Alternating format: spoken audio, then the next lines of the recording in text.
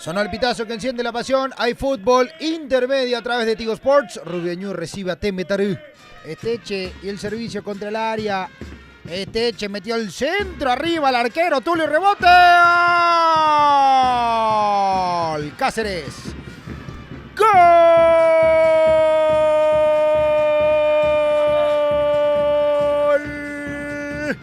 De Tembetarú.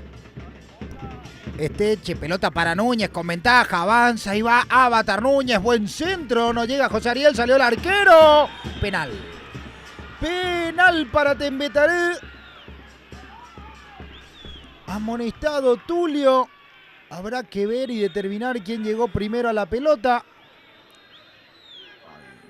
Vamos a ver. Canceló la amarilla y lo echó a Tulio. El árbitro del partido me parece que observó el desenlace en el hombre de Tembetarú y me parece que observó la consecuencia de esta salida imprudente del arquero. A Núñez o Almada. Almada o Núñez. Le pega a Avatar, autorizó el partido. El remate de Núñez. ¡Gol! ¡Golazo!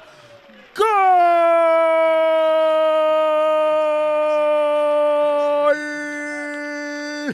De Tembetarú. Jorge Núñez. Rechaza. Jiménez.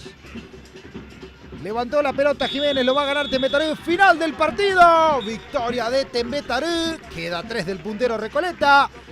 Tembetarú venció a Rubio Ñu en su visita a Santísima Trinidad.